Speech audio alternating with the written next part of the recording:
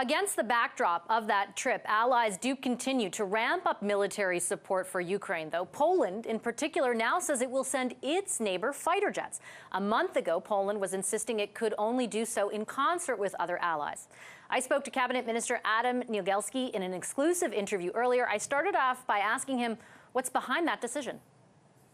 You know, from the very beginning of the war, we try to help Ukrainian people in a very different ways. I mean that we accepted over 1.5 million refugees in Poland. We welcomed them. We gave them all the public services that are available for Polish citizens. And the other step was, of course, a military equipment. In this case, we started, for example, to form coalition to transfer tanks to Ukraine, and we begin this kind of activity, and some of countries followed us, and of course before we had some kind of a consultation.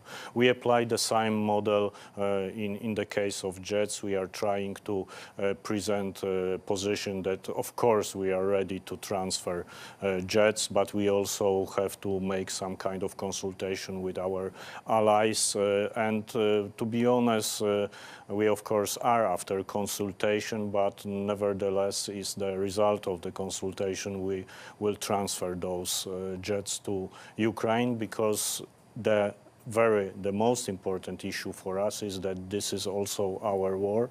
I mean that people fighting in Ukraine against Russian, we have the feeling that they are also defending our borders.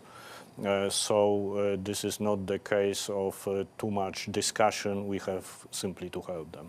You referenced the decision around tanks, and Poland again was first out of the gate to say we are willing to supply those, and to kind of say at the same time you hope that other allies come together and do the same, and they did. Do you expect the same thing to happen with jets? Do you anticipate other allies will end up supplying fighter jets? In this question is a little bit complicated situation, because in order to have these jets operate effectively, you have to have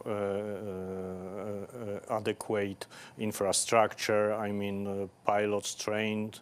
So we first think about the equipment that was used in ex-communist countries. So we first of all think about our close allies, I mean like Slovakia, like other countries that still have on their state these kinds of jets. One more question on this, then I want to ask you about healthcare. In particular, I take your point about the type of jet. Beyond what you're talking about, Ukraine has asked very specifically for the United States to supply F-16s. Do you anticipate that will eventually happen?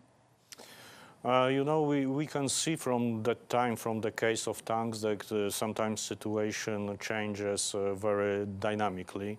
I mean that we have some kind of position which is at the very beginning, you know, assessed as a controversial. I mean, the very first position on tanks was also commented by French, by Germans, not as a very good position. But then, after this kind of consultation, after our will to transfer all this equipment to Ukraine, they cannot have any other alternative. They had to also donate, they had to also give as a gift this tank. So I think that the situation is very dynamical. We have a very good diplomacy.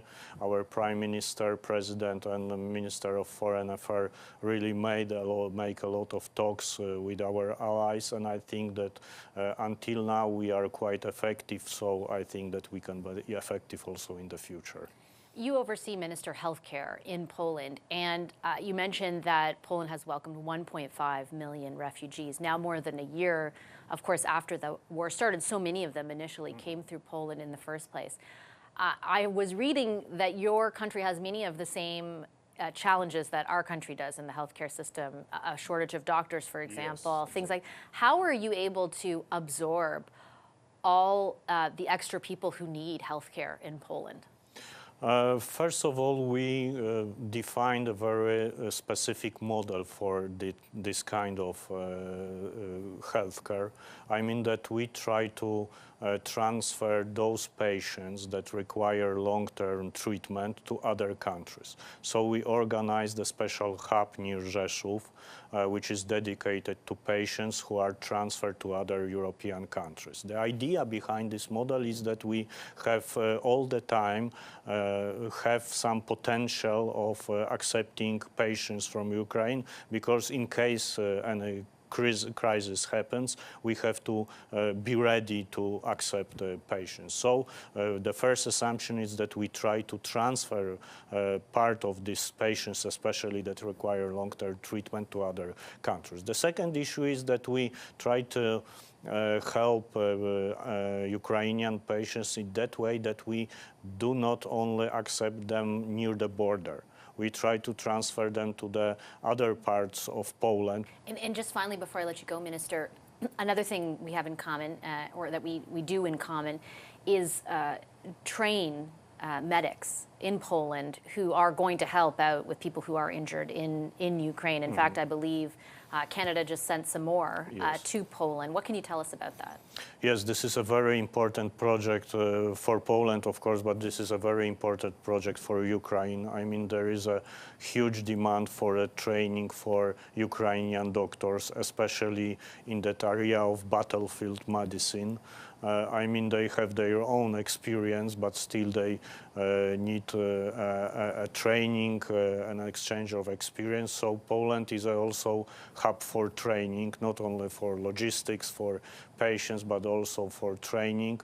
I know that Canadian volunteers are involved in giving this training to Ukrainian doctors, and we are very happy about it. I mean that this help is very much needed. But also we organize this kind of training in Ukraine. I mean that we also send our specialists there. We trying to give them this kind of knowledge also where it is needed. Okay, Minister, I'll leave it there. Thank you very much for making the time, and safe travels. Thank you very much.